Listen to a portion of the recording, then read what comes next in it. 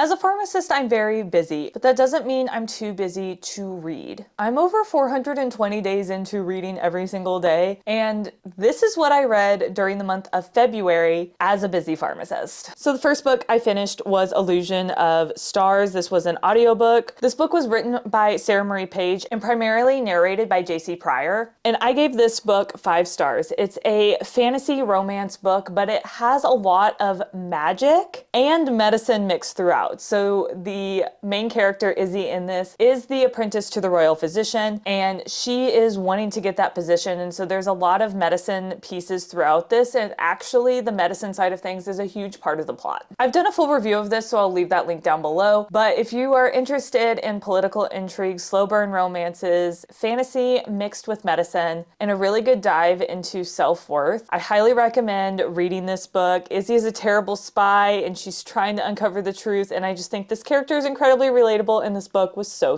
good. The next book that I finished was A Language of Dragons by S.F. Williamson. This book follows Viv Featherswallow, who is in an alternative London in 1923. So this is post-World War I, in a world where dragons and humans are living together under an agreement for peace. But when a rebellion breaks out, Viv finds herself maybe on the wrong side of history, and she uses her power of learning languages to discover the truth about what's going on in her world, and what she uncovers is shocking. This one also got 5 stars from me.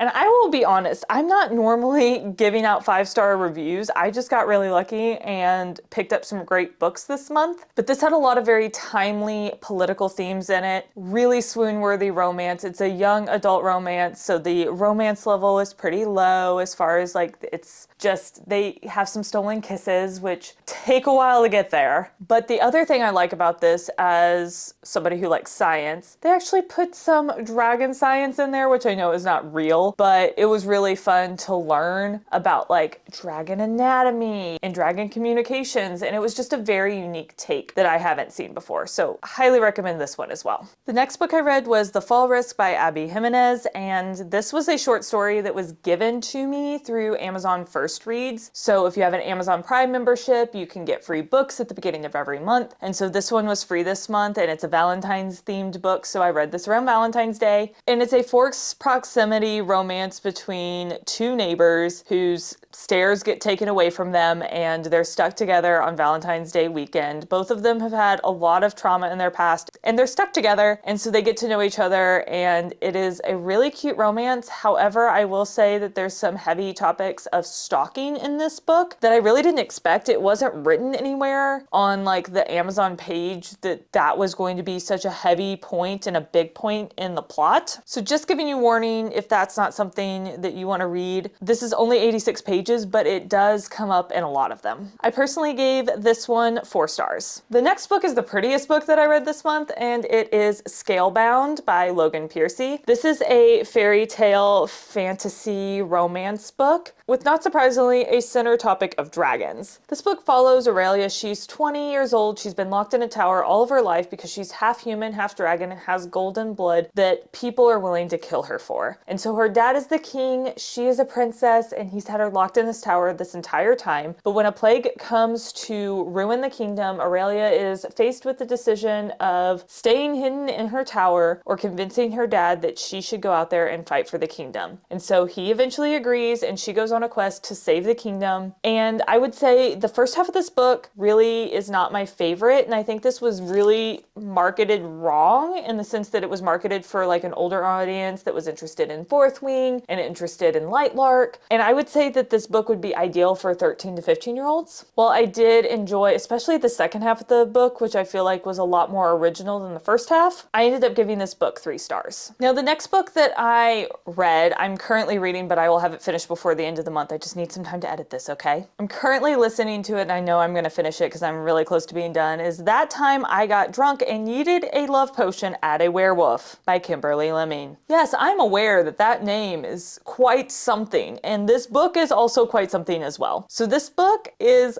hilarious, and as a pharmacist, one of my favorite parts was the love potion had a label on it, and it started going through the side effects. It sounded just like a drug commercial, because it talks about like, don't take if you're pregnant or may become pregnant, and it may cause itching, or, you know, like super infatuation. And the way it was read in the audiobook sounded just like a drug commercial, and it cracked me up. So this book is designed to make you laugh all the way throughout. Not only did that have that funny portion about like the love potion label, but it follows our main character Bree, who's a cheesemaker, and she is in the tavern one night, and somebody that she's not a fan of was trying to give her a love potion. She didn't know it was a love potion, but she tossed it, hit a werewolf, and he became infatuated with her. And so you have the plot line of her trying to be like, you don't actually love me, that was a love potion. As well as there's girls that are going missing and they don't know exactly who's taking them and what's happening. And so they're also trying to solve that mystery. And I don't know what the mystery's end point is yet because I'm still reading it. But so far it's been super fun. I will say that there's a lot of things in here that I draw a hard line on what I'm okay with. And I would recommend skipping like the second half of chapter 5. Everything else has been fine. But the second half of chapter 5, I did a lot of fast forwarding. It was not for me. And the last book that I am currently almost done with, you can see here's where I'm at right now. So I'm on page 280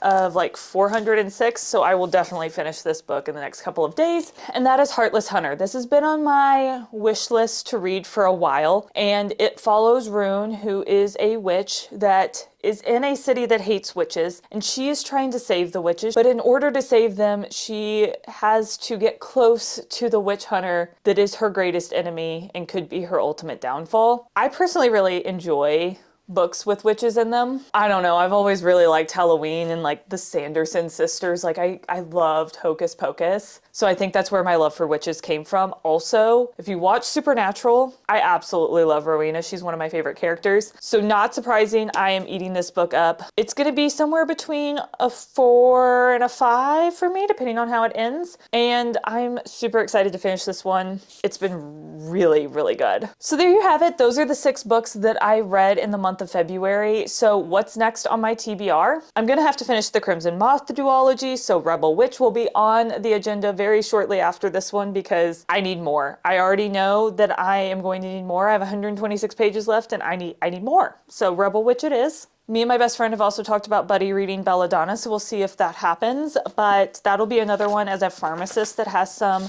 apothecary themes. I also love how this book looks with just the hard case and pulling the dust jacket off. It's probably one of the prettiest books I have on my shelf. If you're a fan of The Hunger Games, one of the prequels is coming out, Sunrise on the Reaping. I've already pre-ordered that book and plan to attend the midnight release party on March 17th. Also releasing that same week is book number 4 in the Dream Harbor series. That is the Strawberry Patch Pancake House. So I've read these 3, really liked the first one, really liked the third one, not such a fan of the second one, but I did read it. And these are like really cute holiday / seasonal themed books that are a contemporary romance. I'm very excited about who is in the 4th book and how that one's gonna go. And I'm going to be attending a virtual live discussion with the author of this series on March 19th. So I have a jam-packed month full of books and reading, even though I have a busy pharmacist job to take care of as well. So I'd love to know, what have you been reading? What are you going to read next month? Let me know in the comments.